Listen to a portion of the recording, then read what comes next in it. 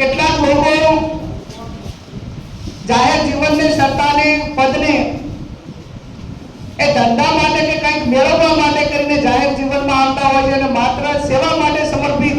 કંઈ લેવું નથી પણ લોકોની સેવા કરવી છે એવા ઉમદા આશયથી આનું નેતૃત્વ ઘણા ટાઈમથી કરે છે માજી ધારાસભ્ય ભાઈ શ્રી રઘુભાઈ દેસાઈ. મહેશભાઈ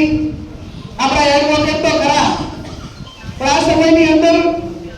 કોંગ્રેસ પાર્ટીની વિચારધારા સાથે આટલા મોટા નેટવર્ક સાથે રહેવું અને જ્યારે કોંગ્રેસનો કાર્યકરનો કોઈ પણ કેસ હોય કોઈ બાબતનો તો એ ટાઈમે પોતાને એમ લાગે કે ના મારા પરિવારનો છે અને એને ફી ઓછી હોય ના હોય પણ છતાં તમારા પડખે રહેનાર એવા ભાઈ શ્રી મહેશભાઈ વકીલ, આપણા તાલુકા પંચાયતના પ્રમુખ આદિત્યભાઈ, આપણા શહેરના પ્રમુખ, પાર્ટીના હોદ્દેદારો, મહિલા કોંગ્રેસ, એનએસયુઆઈ અને જેના માટે આપણે જેનો સરકાર સમારંભ ગોઠવ્યો છે એમાં બિનહરીફ થયેલા સરપંચો, ચૂંટાયેલા સરપંચો, ગ્રામ પંચાયતના સભ્યો, કોંગ્રેસના આગેવાનો, સૌ કાર્યકર્તાઓ, વડીલો, યુવાન ભાઈઓ અને બહેનો, સૌપ્રથમ તો લોકસભાની ચૂંટણી જીત્યા પછી પહેલી વખત રાધનપુરની આ કારોબારીમાં આપ સૌને મળું છું. આપ સૌને ખૂબ અભિનંદન આપનો આભાર માનું. એટલા માટે આભાર માનું તમારો બધાનો કે જેટલા બનાસકાંઠાના લોકો પરિણામ આવ્યું ત્યારે રાજી થયા અને જશ્ન મનાયો એટલી ને એટલી ખુશી તમે બધાએ વ્યક્ત કરી હતી. તમે બધે ખૂબ મહેનત, જ્યાં પણ આગુવાળું નાખતું હતું, જ્યાં પણ મતદારો હતા, જ્યાં પણ તમારે ફોન કરવાનો હતો ત્યાં ખૂબ જવાબદારીપૂર્વક મારા ઉપર લાગણી પણ રાખી છે એટલે પડોશી તરીકે તમારો હૃદયથી ખૂબ ખૂબ હૃદયપૂર્વક આભાર માનું. રઘુભાઈએ ગેમરભાઈએ વાત કરી. સરપંચોને મારી વિનંતી છે કે આજે કોંગ્રેસના આ કાર્યક્રમમાં આવીને તમે અમારું બધાનું મનોબળ પૂરું પાડ્યું છે અને આવનાર સમયની અંદર પંચાયત એ આપણું પ્રથમ પગથિયું છે. કોઈ પણ સત્તા પરિવર્તન માટે કરીને જ્યાં સુધી લોકલ બોડી એટલે તાલુકા પંચાયત, જિલ્લા પંચાયત ને ગ્રામ પંચાયત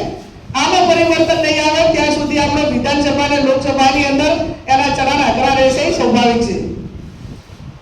બનાસકાંઠાના પરિણામે ગ્રામ પંચાયતના જોયા કે આજે 80% સરપંચો કોંગ્રેસ વાળા બનાસકાંઠાની અંદર ચૂંટાયા છે.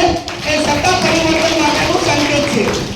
મતદારોને ખબર છે કે આ કોંગ્રેસનો હોદ્દેદાર છે, એમની પાસે સત્તા નથી, નથી જિલ્લા પંચાયત, નથી તાલુકા પંચાયત, નથી વિધાનસભા, નથી લોકસભા અને છતાં પણ એને ચૂંટ્યો છે. તો એનો અર્થ એ થયો કે ભારતીય જનતા પાર્ટીના વહીવટદારોથી લોકોને તંગ આવ્યા એ એનો સંકેત છે. નહીંતર તો અત્યારે કોંગ્રેસ વાળા પાસે એટલું બધું કઈ આપી દેવા માટેનું ગેમરભાઈ નથી પણ છતાં જો એને હારા ગયા હોય તો એમના માટે પેલા એના કરતા પણ હું માનું ત્યાં સુધી લોકોના પ્રેમ જીતવામાં કે લોકોને હાચવવામાં ક્યાંક ને ક્યાંક નિષ્ફળ રહ્યા છે. ત્યારે મારે આપ સૌને રાધનપુરના તમામ કોંગ્રેસના કાર્યકરોને વિનંતી કરવી છે કે પહેલા આપણે અડીખમ એક કોંગ્રેસી અડીખમ કરવા માટેની છે. આ કોઈ પાર્ટી એ કોઈ માટે નથી કે કોઈ વ્યક્તિગત વ્યક્તિઓના પોતાના વ્યક્તિગત હિત માટે કરીને નથી. પહેલા કોંગ્રેસી બને એટલા માટે કે જ્યારે કોંગ્રેસીઓ એ ઓરિજિનલ કોંગ્રેસી બન્યા એ ટાઈમે ભારતીય જનતા પાર્ટીની તાકાત નથી કે તમારી સામે કોઈ જીતી કે પણ પહેલા કોંગ્રેસી ઓરિજિનલ કોંગ્રેસી બનવું પડે. હું અનેક ભૂતકાળના દાખલા આપું કે રઘુભાઈ એ પેટા ચૂંટણી લડતા હતા એ ટાઈમે હું માનું ત્યાં સુધી આપણો સમય એટલા માટે કે આ સમાજવાદમાંથી હવે આપણે બધા છૂટવા માટેની જરૂર છે. ભારતીય જનતા પાર્ટીનો હાકો મારો ભાઈ હોય ને તો આવીને એમ કે બેન આ વખત તમે જીતશો પણ મારે તો મારા ગામનું બૂથ સંભાળવું પડશે. હવે તો મારો ભાઈ જેમ કહેતો હોય કે મારું બૂથ સંભાળવું પડશે તો મને બીજા તો બધા એમ જ કહે કે મારે બૂથ સંભાળવું પડશે. એટલે ભારતીય જનતા પાર્ટી વાળા વાતો કરીને આપણને બધા નરચાળા કરે કે તમે આમ કરશો તો જીતશો, આમ કર સલાહ આપશે, તમને ગેરમાર્ગે દોરવાનો ને એકબીજાને વચ્ચે લાવવા માટેનો પ્રયત્ન કરશે. પણ ચૂંટણીના દિવસે હાકો આપણો મૂળ માર્ગનો ભાઈ કે હકવાલો હશે ને તો ભાજપ માટે આકાશ પાતાળ કરતો હશે એટલે એ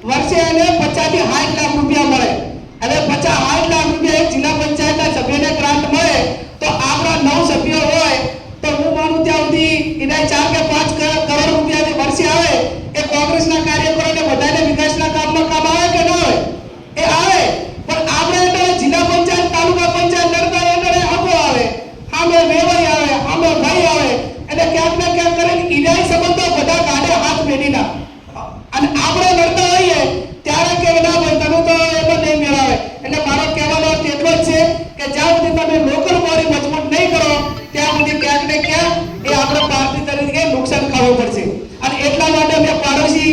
આમ તો રઘુભાઈ તમને બધાને વિનંતી તાકાતથી એટલા માટે કરું છું કે પાડોશીઓને કે પાડોશી પેલો મજબૂત હોય તો આપણને મજબૂત પીઠ મળે અને ઈ થાકેલો હોય તો પણ બાજુ પર પાડોને થતો આવે એટલે મહેરબાની કરીને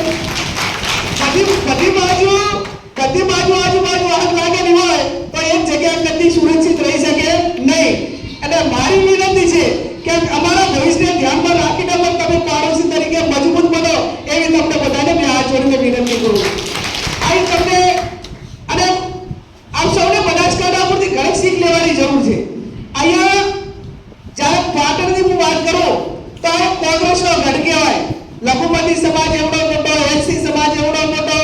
ઠાકોર સમાજ એવડો મોટો રબારી સમાજ એવડો મોટો કોંગ્રેસને માનવા વાળો બીજા તમામ સમાજોનો વર્ગ એવડો મોટો લગભગ 20 લાખ મતદારોમાં તો કેલ્ક્યુલેશન કરીએ તો 15 થી 14 લાખ મતદારો તો એવા ને કે કાસ્ટ ફેક્ટર આપણે ગણીએ ને તો એ કોંગ્રેસની વિચારધારા વાળા છે તમે બનાસકાંઠાની વાત કરો તો તમને બધાને ખબર છે કે આ બનાસકાંઠામાં આટલા બધા ચડાણ હોવા છતાં સામે કોની સામે મારે ચૂંટણી લડવાની છે બેંક સામે લડવાની ડેરી સામે લડવાની રાધનપુર સામે લડવાની બધા સામે લડવાની ના લડવાની ભાઈ રઘુભાઈ અને તમે જેને જેટલા મનાથી કરો છો એ તો અમે રોજ હરાઈ ગયા છે આની તમે તો હરાવો જ છો પણ જ્યારે માનસિક રીતે મનોબળ રીતે જ્યારે આપણે ચૂંટણી લડવા નીકળીએ ત્યારે હું માનું છું ત્યાં સુધી પહેલામાં પહેલા મેં કીધું કે કોંગ્રેસ પછી આપણે બહાર નીકળીએ આપણા માણસો ચૂંટાય તો આપણી જે કઈ સરકારી ગ્રાન્ટો આવે આપણા માણસોને કામ આવે અને ત્રીજું હું તમને બધાને એમ કહું છું કે જે ચૂંટણીઓ જ્યાં સુધી તમે નીચેનું આખું મજબૂત કરો સંગઠન ત્યાં સુધી ક્યાંક ને ક્યાંક તકલીફો રહેશે આપણે આજે એક તાલુકાની અંદર લગભગ 30 જેટલા શહેર બનાવવા તો પડે મહિલા કોંગ્રેસ એનએસયુઆઈ યુથ આ તે બધું તો 11 ની કમિટી બને તો એક તાલુકાની અંદર 300 કાર્યકરો હોદ્દેદાર બને અને 300 કાર્યકરો કોઈ મામલતદારને કલેક્ટરને કે પ્રાંત અધિકારીને આપણા કાર્યકરના માટે આવેદન પત્ર આપવું હોય તો 300 જણા જાય તો કોઈ પોલીસ વાળાને એમ લાગે કે ભાઈ 300 આવ્યા ને એટલે આમાં કઈક હશે તો આપણા કાર્યકરને ક્યાંક ને ક્યાંક હેરાન કરવાનું કે ક્યાંક નાના મોટા કેસો કરાવવાની પ્રથા છે એ પ્રથામાંથી પણ ક્યાંક ને ક્યાંક અધિકારીઓને એમ લાગશે કે આ એક જૂથથી આવ્યો તો એ વિચાર કરશે પણ તમે 5 કે 10 જણા લઈને ઉભા રહેશો અને એ મારા ખાનગી રીતે લઈને એમ કે ભાઈ આ તો અમારે એક આવેદન પત્ર આપવાનું હતું બાકી તમારે જે કરવું હોય કરજો તો મારો કહેવાનો અર્થ એટલો જ છે કે કોંગ્રેસના કાર્યકરને કોઈ પણ સમાજનો હોય અને એના ઉપર વહીવટી તંત્ર કોઈ ખોટું કરે ત્યારે 300 જણા ભેગા થઈને એને પ્રોટેક્શન આપો અને એની સામે વહીવટી તંત્ર સામે ખરે પગે ઉભા રહીને એને ઠેકાણે લાવવાનો પ્રયત્ન કરો જ્યાં સુધી તમે એનું પ્રોટેક્શન નહીં કરો ત્યાં સુધી એ પોતે સ્વાર્થ ઉપર લડે તો કોના માટે લડે અને હું તમને બધાને આના ઓબ્ઝર્વર તરીકે આના પ્રભારી તરીકે ખાતરી આપું છું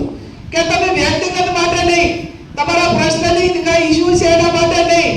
કોઈ કેરેક્ટર લેશે છે કોઈ કેસ થયો છે તો એના માટે નહીં પણ કોંગ્રેસ માટે કરીને ક્યાં તમે ભેગા થઈને અને કોઈ કાર્યકરને કોંગ્રેસી તરીકે તમે લડ્યા છો લોકોને ન્યાય અપાવવા માટેનો પ્રયત્ન કર્યો છે અને એ ટાઈમે પોલીસ હોય કે વહીવટી તંત્ર હોય કે ભાજપનો મોટો લોડ ગર્જન હોય જો તમને અન્યાય કરે તો હતીને તો કેની બેન તમારા વચ્ચે આજ ઉભા રહેશે આ લડાઈ તમારી કોંગ્રેસ માટે કે લોકો માટેની હોવી જોઈએ વ્યક્તિગત કે પર્સનલ મુદ્દા માટે કરીને ના હોવી જોઈએ તો 100% અમે તમારા ભેગા રહીને ગમે ગણે તમારું જ્યાં પણ રક્ષણ કરવાનું થતું છે એ પૂરેપૂરું કરશું વિશેષ ન કહેતા જે પાટણમાં મીટિંગ છે રઘુભાઈ કઈ શીરો પીરો પડાયો ને નથી પડાયો કઈ શીરો રઘુભાઈએ કીધું કે શીરો પડાયો છે શીરો મગ છે શીરો મગ ને ભાત